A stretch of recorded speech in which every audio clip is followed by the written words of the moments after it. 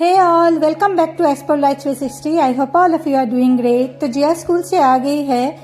She is having her lunch now and as usual she is trying to figure out which dish to be start with. तो जिया के lunch हो जाने के बाद मैं अभी रात की प्रिपरेशन कर रही हूँ. मैं मेथी साग को क्लीन आउट कर रही हूँ. सुबह नहीं हुआ. आज रात में मेथी साग के पराठा बनाने वाली हूँ तो मेरा क्लीन आउट करना हो गया है.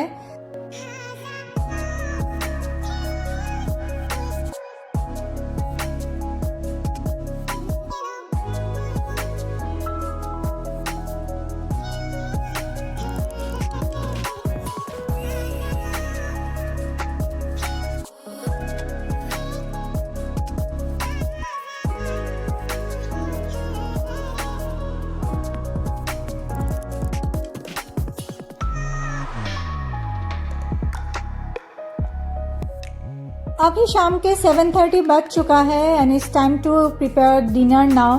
तो मेथी साग के साथ मैं ये ग्रीन मूंग की कढ़ी बनाने वाली हूँ. ग्रीन मूंग को मैंने सुबह ही बॉईल करके रख दिया था.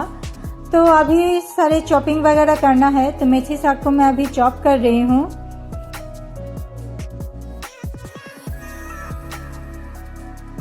अभी मेथी साग में थोड़ा सा नमक देके इसे ढक के रख देंगे ताकि पानी के साथ इसका कड़वापन भी चला जाए. और इस बीच में बना लूँगी ये ग्रीन मूंग की कढ़ी. तो ग्रीन मूंग की कढ़ी के लिए मैं अभी जिंजर गार्लिक की पेस्ट बनाने वाली हूँ. तो गार्लिक और जिंजर को मैं थोड़ा कूट लूँगी. इसके बाद मैंने अनियन को फाइनली चॉप कर लिया है और ग्रीन चिली को भी छोटा छोटा करके चॉप किया है.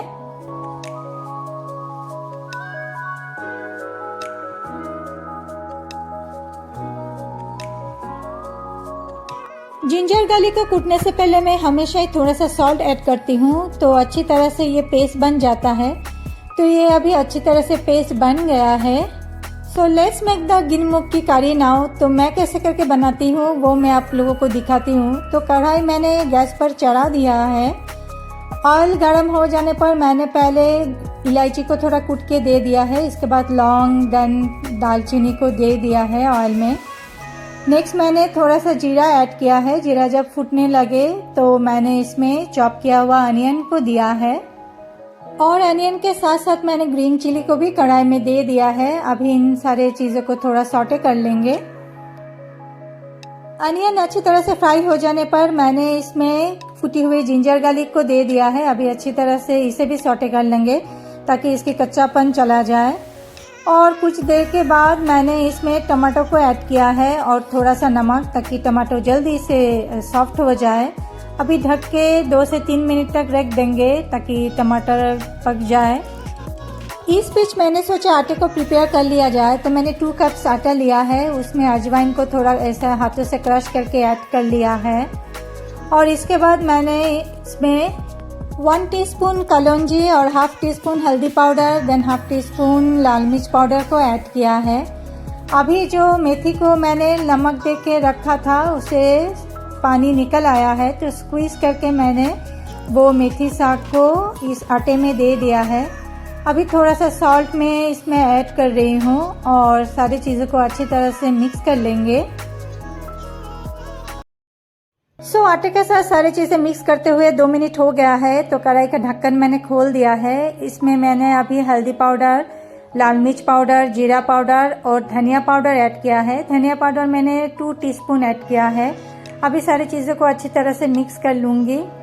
थोड़ा सा पानी मैं ऐड कर रही हूँ ताकि अभी मसाला अच्छी तरह से भून जाए. जब तक मसाला भूनता है मैंने आटे में थोड़ा थोड़ा पानी ऐड करके इसे अभी गूंद रही हूँ. मैं दोनों काम एक साथ इसीलिए कर रही हूँ ताकि जल्दी से डिनर बन जाए. तो मसाला अच्छी तरह से भून चुका है. इसके बाद मैंने इसमें बॉईल किया हुआ ग्रीन मूंग को ऐड किया है और मसालों के साथ अच्छी तरह से 2 से 3 मिनट तक भुना है.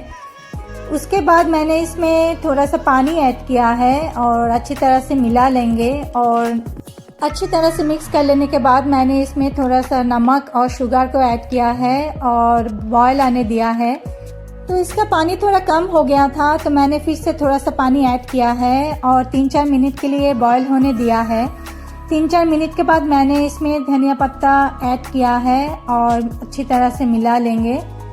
फिर 1 मिनट के बाद मैंने गैस को ऑफ कर दिया है। ये रेडी हो गया है। अब जब करी बॉईल हो रहा था मैं इस बीच आटे को गूंद लिया था और ढक के रख दिया था इसे। अभी मैं इसका परोठा बनाने वाली हूँ।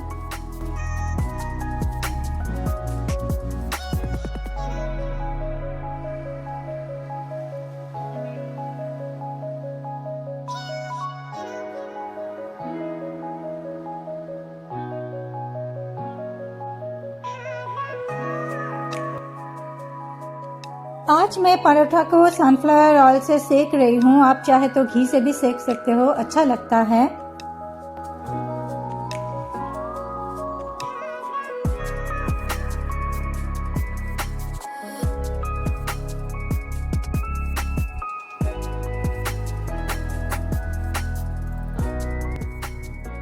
तो सारे परोठा मेरा सेकना हो गया है। ये लास्ट वाला है और अभी टाइम है डिनर सर्व करने का। आप लोग भी ये सिंपल सा रेसिपी ज़रूर ट्राई कीजिएगा और कमेंट करके मुझे बताइएगा कैसा लगा। तो हियर इज़ आवर डिनर। तो इस ब्लॉग को मैं यहीं पे एंड करती हूँ एंड आई होप ये वीडियो आप लोगों को हेल्पफुल लगा होगा।